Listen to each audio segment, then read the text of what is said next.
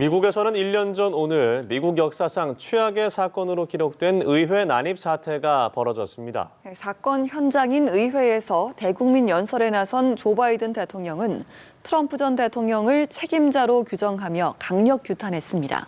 워싱턴 연결해서 소식 들어봅니다. 이경희 특파원. 네, 꼭 1년 전 미국에서는 두 눈으로 보고도 믿기 힘든 장면이 연출됐는데요.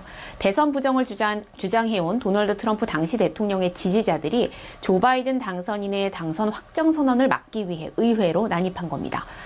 이 사태로 의회 경찰 등 5명이 숨졌고 미국 역사의 가장 충격적인 장면으로 기록됐습니다. 의회 난입 사태 1년을 맞아 조 바이든 대통령은 사건 현장인 의회 의사당에서 대국민 연설에 나섰는데요. 도널드 트럼프 전 대통령을 폭력 사태의 책임자로 규정하고 맹비난했습니다. We didn't see a former president who had just rallied the mob to attack, sitting in the private dining room off the Oval Office in the White House, watching it all on television and doing nothing for hours as police were assaulted, lives at risk. The nation's capital under siege. 또 전직 대통령이 대선과 관련해 거짓을 뿌리고 있다면서 그는 단순히 전직 대통령이 아니라 패배한 전직 대통령이라고 강조했습니다. 전직 대통령을 16번이나 언급하며 맹공을 퍼부었지만 트럼프라는 이름을 직접 거론하지는 않았습니다. 네, 트럼프 전 대통령도 가만히 있지 않았을 것 같은데 이 바이든 대통령이 미국을 더 분열시키고 있다고 맞받았다고요.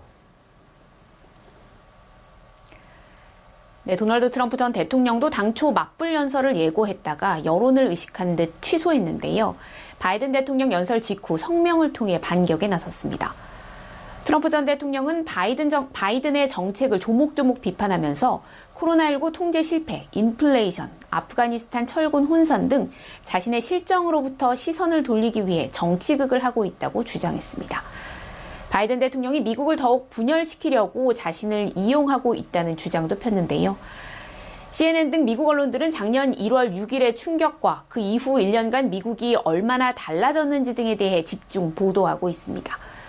이 사건으로 지금까지 700명이 체포 기소됐지만 명확한 책임 규명은 끝나지 않았고 후폭풍도 계속되고 있는 상황입니다.